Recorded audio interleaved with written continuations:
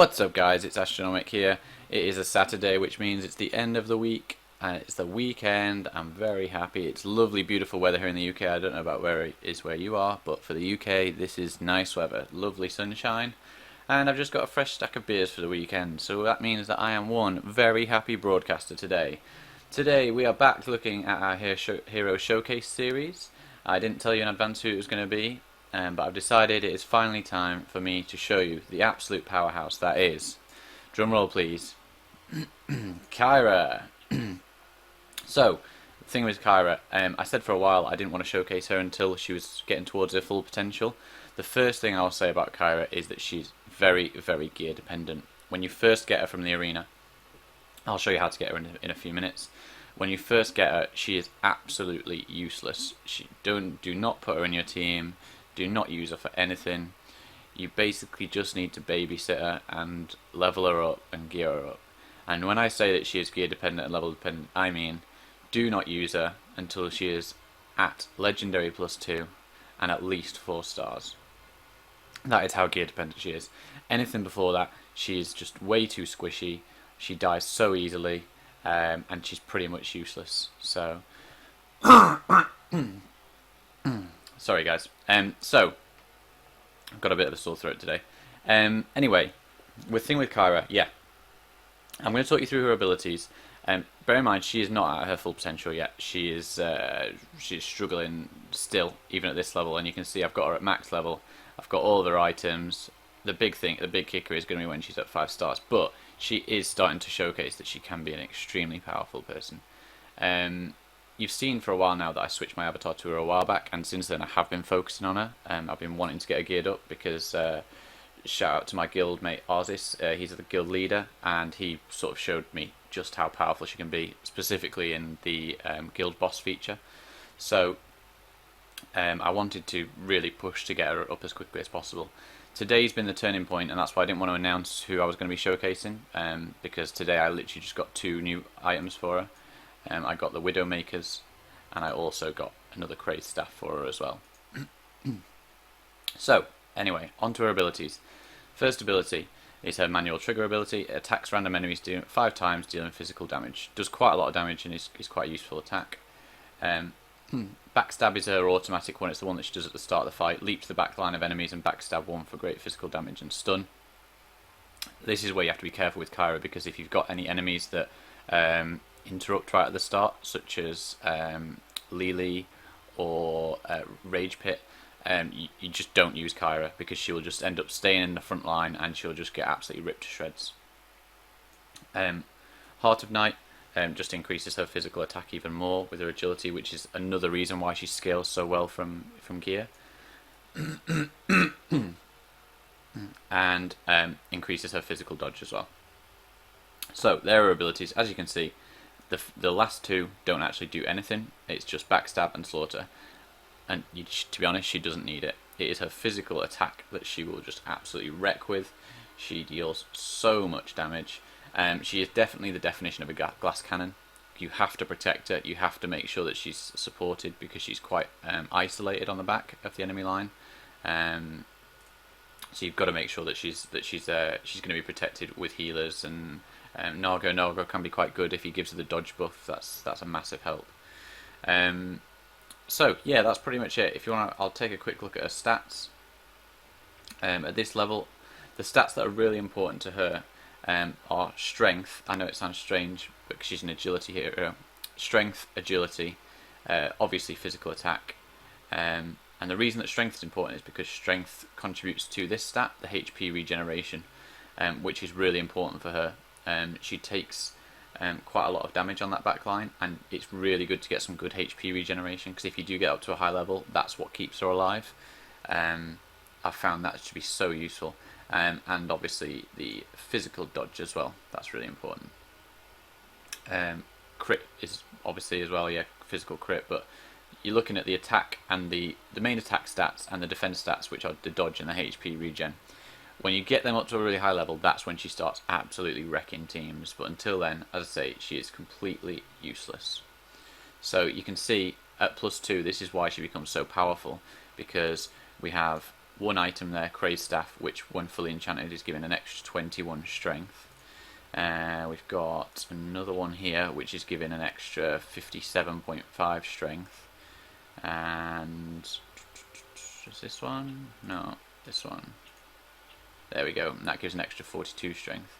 Now, please don't let you think that, oh yeah, get hung up on strength. It's not the case. All of these are really important, but that strength, along with the physical dodge there, once they all start stacking up massively, that's when her defenses get up, which is what she struggles with. Even when you first get her, she's not bad offensively. She's good, but she just dies way too easily. So you've got to get her up to this level, get her defenses up so that she can actually stay alive long enough to deal some decent damage. So that's Kyra.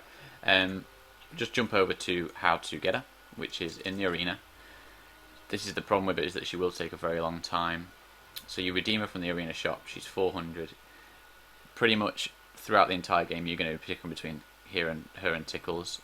You're not going to have enough to get both. To give you an idea, I'm ranked 71 in the arena now, and I forget where it is. It's here, isn't it? Yeah, so you can see I'm getting 200 gems, 40,000 gold, and only 400. So that's literally just enough every day to definitely get one token for Kyra. So there's no point me resetting the arena, resetting the shop. I just get one every single day. That gives me 5 tokens, and I can slowly work towards her. This is how far I am through with her. We're nearly at halfway. So as of tomorrow, I will be at halfway, and I will be able to, or tonight even at 9 o'clock, I will be at halfway. So not far to go now. But as I say, already she's not quite at my main team level where she's in every single battle, but she's in a lot now. I'm using her in a lot of different ways. So as usual, I'm going to just jump into a campaign. Let's show you her in action. And you know the drill, I'm just going to combine it because I want to keep farming for her stuff. So we'll go with chapter 14. Let's get rid of Xerax. Sorry, Xerax. And who are we missing? Fantis. This should be okay. Lord Odin can be quite good for Kyra because he gives her the heal straight up, like right at the start, if she does start taking damage immediately. But Nago is another good choice because of his dodge buff as well. It's just depending on the fight which one's working for you. So let's jump in. Yeah, so guys, I'm really sorry about my throat. I keep sort of coughing and stuff. I'm just having a little bit of difficulty today, but that's not going to stop me from bringing out my weekly hero showcase. So let's fast forward. Oh, let's do it slow-mo so you can see her jump actually. So yeah, that's handy of you, Kyra. She's just gone off screen there. You'll see her as soon as this dwarf dies. You'll see her come out. There you go. So she's just going to stay at that back line. You can see how much damage she's dealing just from her physical attack. She's just wrecking this back line like with no difficulties. I'm not even going to use a trigger yet. I'm going to use it on the next guy so you can just see that wreck some face as well. She had no problems there. Let's fast forward through this a bit. Once again, she jumps to the back line. Now let's see her just do some AoE. Bang, bang, bang, bang, bang.